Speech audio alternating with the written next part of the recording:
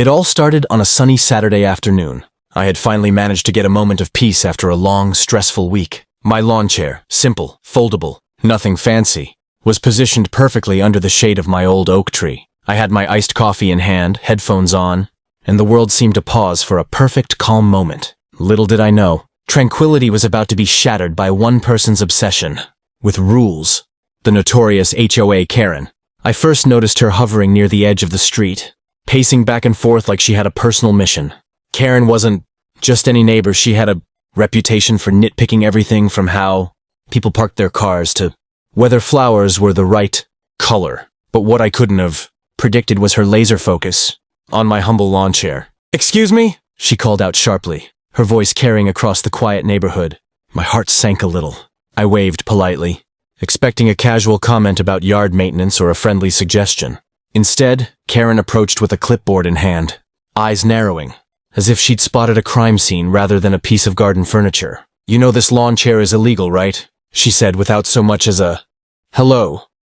My mind froze for a moment. Illegal? A lawn chair? Surely this had to be a joke. I laughed nervously, hoping she would chuckle too. But she didn't. Karen was serious. Deadly serious. Before I could even respond, she whipped out her phone and started typing furiously. I didn't know it at the time, but she was already drafting a formal complaint to the HOA enforcement officers. My relaxing Saturday had just turned into the beginning of a neighborhood war. What followed was a whirlwind of confusion and frustration.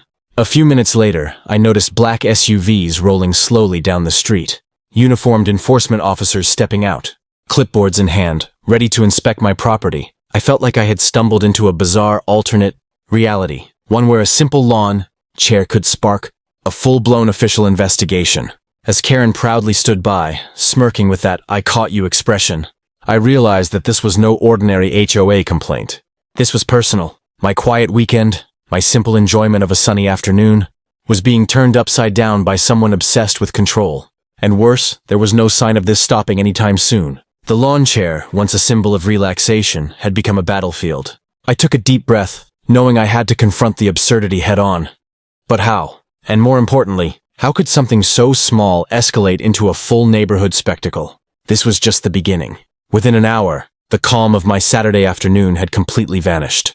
The HOA enforcement officers had arrived, clipboards in hand, and were now standing on my front lawn as if preparing for a full-scale inspection. I couldn't believe it. All over a single lawn chair. I tried to explain that it was just a foldable chair. Nothing permanent, and certainly not a violation of any law. But Karen wasn't letting it go, and the officers weren't exactly looking like they were on my side. The lead officer, a stern-looking man with a perfectly pressed uniform, cleared his throat. "We received a complaint about unauthorized items on the property," he said, glancing briefly at Karen, who was practically beaming with satisfaction. My stomach sank. There was no way to reason with someone who considered a lawn chair an illegal structure. Karen started detailing her grievances, pointing at the chair like it was evidence in a criminal trial. "It's clearly visible from the street. It's an eyesore. It violates the HOA regulations about furniture placement on the lawn," she declared, as if reciting lines she'd practiced in front of a mirror. I couldn't help but notice that her tone carried an air of triumph, as if this small chair was somehow the villain in her grand crusade for neighborhood perfection. I tried to stay calm. I wanted to reason with the officers, but every explanation I offered seemed to bounce off them. It felt surreal. I had moved into this neighborhood for peace and quiet, not to be dragged into what looked like a bureaucratic battlefield. The officers began taking notes, snapping pictures and measuring distances, literally measuring how far my chair was from the sidewalk. All I could do was watch, feeling powerless, as my simple weekend indulgence became the center of a procedural storm. Then came the twist. Karen suggested with a pointed finger that the chair needed to be removed immediately. I resisted, explaining that it was temporary and I had every right to enjoy my property. But her persistence made it clear she wasn't just making a suggestion, she was demanding action. It wasn't just about rules, it was about control, about proving a point that she could manipulate the HOA to enforce her personal sense of order. As the officers debated quietly among themselves, I realized this wasn't just a neighborhood squabble. This was a glimpse into the strange power dynamics of HOA politics. A single complaint could spiral into an official inspection, armed with paperwork and regulations, all enforced by people who treated the complaint as gospel truth. And in the middle of it all, Karen was smiling, satisfied that she had stirred the pot. It was overwhelming, frustrating, and a little absurd, but I knew I had to stay composed. If I lost my cool, I'd be handing her another victory. And I wasn't about to let a lawn chair define my weekend or my sanity. Little did I know, the chaos was far from over. What started as a minor dispute was about to escalate even further, and the next few hours would test my patience, my wits, and my ability to keep a simple chair from becoming the talk of the neighborhood. I thought the inspection by the HOA officers would be the peak of absurdity, but I was wrong. As the minutes ticked by, Karen's determination only intensified. She began pacing around my lawn, pointing out every minor detail she could find. Fallen leaves, a slightly crooked garden gnome, and of course, the infamous lawn chair. Each comment was accompanied by a smug glance, like she was narrating a crime scene to the officers. I couldn't help but wonder if she had prepared a checklist specifically for me. The lead officer finally turned to me with a clipboard full of notes. "We need to verify compliance with HOA rules before you can leave the chair where it is," he said. His tone was neutral, but the implication was clear. I was now caught in a bureaucratic limbo.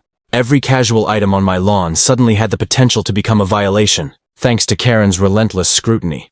At this point, my neighbors had started to gather, curious about the commotion.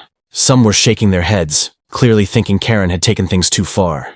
Others whispered to each other, pointing discreetly at the chair as if it were a ticking time bomb. I felt a mix of embarrassment and disbelief. Who would have thought that a simple piece of outdoor furniture could draw such attention? I decided to stand my ground. I calmly explained to the officers that the chair was temporary, portable, and not a permanent fixture. I cited the HOA guidelines, which to my knowledge, did not explicitly prohibit foldable chairs. But Karen wasn't listening. She continued to argue, raising her voice and gesturing dramatically.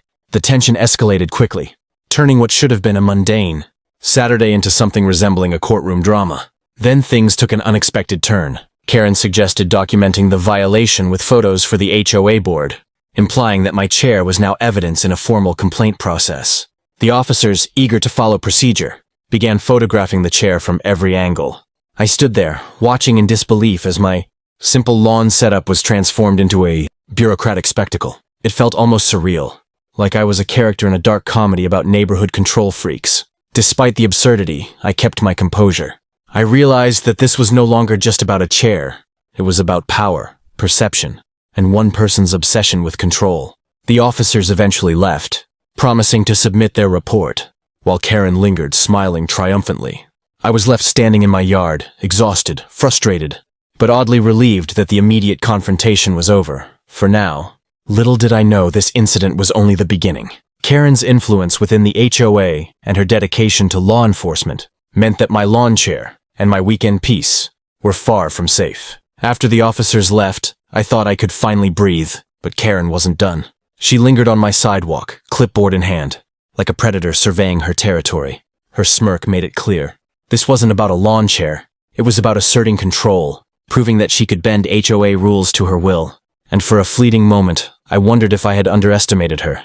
Determined not to let this absurdity spiral out of control, I decided to take a proactive approach. I reviewed every HOA guideline I could find, documented the temporary nature of my lawn chair, and even took photos showing how it didn't violate any rules. Knowledge, I realized, was my weapon. While Karen relied on intimidation and persistence, I had facts, logic, and preparation. The next morning she returned.